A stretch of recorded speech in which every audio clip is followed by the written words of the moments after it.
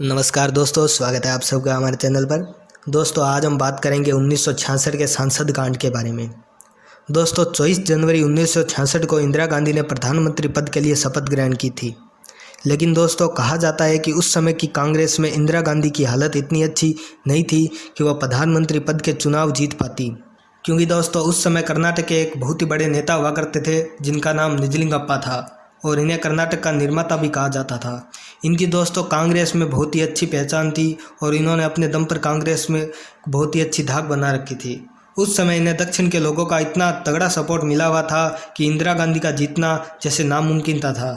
लेकिन दोस्तों, कहा जाता है कि इंदिरा गांधी कृपात्री जी महाराज और विनोबा भावे को बहुत मानती थी और इन्हीं के आशीर्वाद से इन्होंने ये चुनाव जीता था।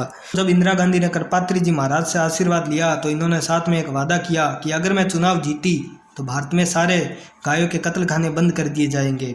और दोस्तों, कहा जाता है कि उस समय की राजनीतिक परिस्थितियों को देखते समय इंदिरा गांधी का जीतना एक चमत्कार सा था। चुनाव जीतने के बाद कृपात्री जी महाराज ने इंदिरा गांधी से कहा कि आपने जो वादा किया था गौ हत्या पर प्रतिबंध लगाने का जो कानून लाने वाली है वो कब लाने वाली है। लेकिन हर बार इंदिरा गांधी कृपात्री जी महाराज की बात को अनसुना करती रहती, किसी न किसी बहाने से उस बात को टाल देती। इससे कृपात्री जी महाराज का धैर्य पूर्ण रूप से टूट चुका था। उन्होंने सभी साधु संतों गौरक्षकों को बुलाया और कहा कि अगर सरकार गौरक्षा का कानून पारित करने का कोई ठोस आश्वासन नहीं देती है तो हम संसद का घेराव करेंगे। 7 नवंबर 1966 को संसद भवन के सामने धरना शुरू किया गया। इसी धरने में शंकराचार्य निरंजन देव तीर्थ, स्वामी कृपात्री जी महाराज और रामचंद्र वीर प्रमुख अगुवाई करता थे। रामचंद्र वीर तो आमरण अनशन पर बैठ चुके थे। कृपात्री जी महाराज के नेतृत्व में जगन्नाथपुरी, ज्योतिषपीठ, द्वारका पीठ, शंकराचार्य, वल्लभ संप्रदाय की 7 पीठों के पीठाधीश, रामानुज संप्रदाय, माधव संप्रदाय, रामानंदाचार्य, आर्य समाज, नार्थ संप्रदाय, जैन, बुद्ध, सिख समाज के सभी प्रतिनिधि, सिखों के निहंग व हजारों संख्या में मौजूद नागा साधु मैदान में उतर चुके थे।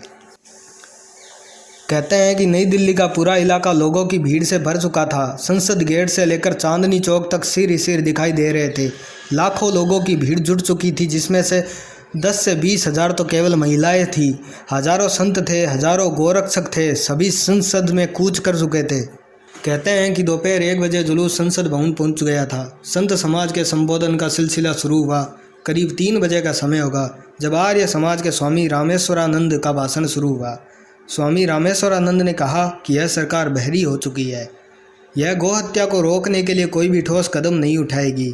इस सरकार को हमें झंझोड़ना होगा। यहाँ उपस्थित सभी लोगों से मैं यह आह्वान करता हूँ कि सभी संसद के अंदर घुस जाओ और सारे सांसदों को खींच कर बाहर ले आओ। कहा जाता है कि जब इंदिरा गांधी को यह सूचना मिली तो उन्होंने निहत्थे कृपात्री जी महाराज और संतों पर गोलियां चलाने के आदेश दे दिए। पुलिस पहले से ही लाठी और बंदूक के साथ तैनात थी।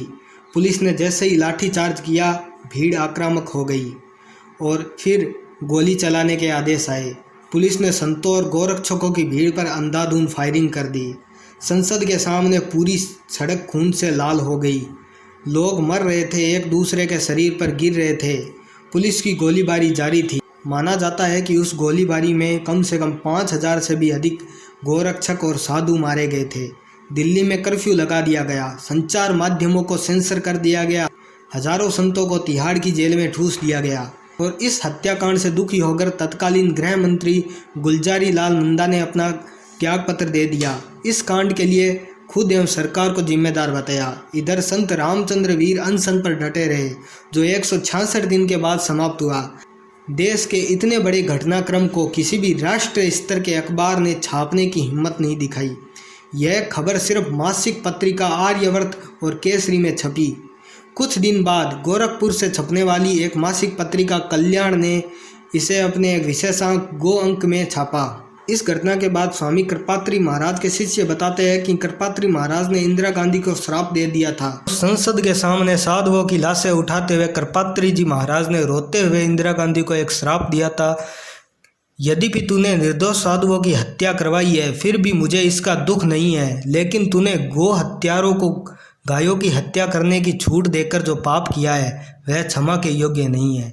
इसलिए मैं आज तुझे श्राप देता हूँ कि गोपाष्टमी के दिन ही तेरे वंश का नाश होगा। जब कृपात्री जी महाराज ने यह श्राप दिया तो वहाँ प्रमुख संत प्रभुदत्त ब्रह्मचारी भी मौजूद थे। कहते हैं कि इस कांड के बाद विनोबा भावे और कृपात्री जी महाराज अवसाद में चले गए थे। और दोस्तों, अगर आप इतिहास उठाकर देखें तो ऐसा ही हुआ। इंदिरा गांधी और उनके पुत्र संजय गांधी और राजीव गांधी की अकाल मौत हुई। इंदिरा गांधी को उनके अंगरक्षकों ने गोली मारकर हत्या कर दी। वहीं संजय गांधी की विमान दुर्घटना में मौत हुई, जबकि राजीव गांधी लिट्टे द्वारा किए गए धमाकों में मारे गए। और दोस्तों, यह कोई संयोग की बात नहीं है कि इंदिरा गांधी, राजीव गांधी और संजय गांधी, जिस दिन इन तीनों की मृत्यु हुई थी उस दिन गोपाष्टमी थी।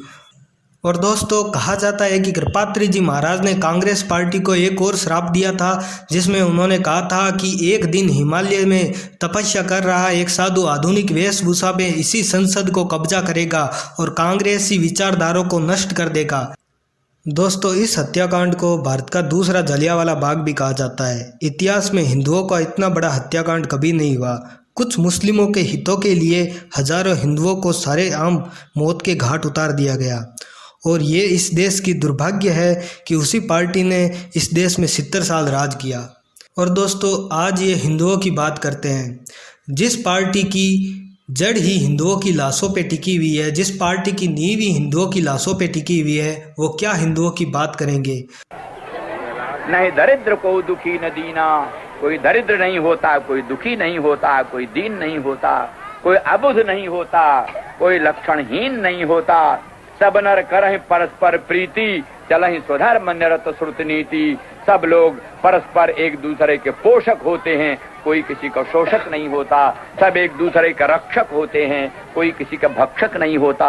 सब एक दूसरे के शुभ चिंतक होते हैं, कोई किसी का अशुभ चिंतक नहीं होता। सब एक दूसरे के पूरक होते हैं।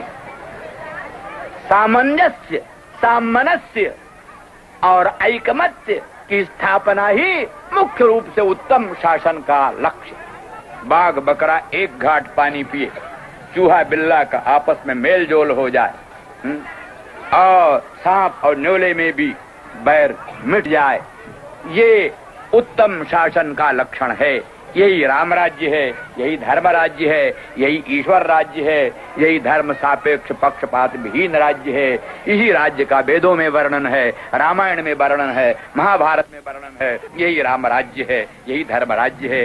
इसी के द्वारा राजा, प्रजा, शासक और शासित सबका कल्याण होता है। दोस्तों, अगर आपको ये वीडियो पसंद आया तो इसे अपने दोस्तों के साथ शेयर करें, लाइक करें, अपनी राय कमेंट के रूप में हमारे कमेंट बॉक्स में रखना ना भूलें। और दोस्तों, चैनल को सब्सक्राइब जरूर करें। धन्यवाद।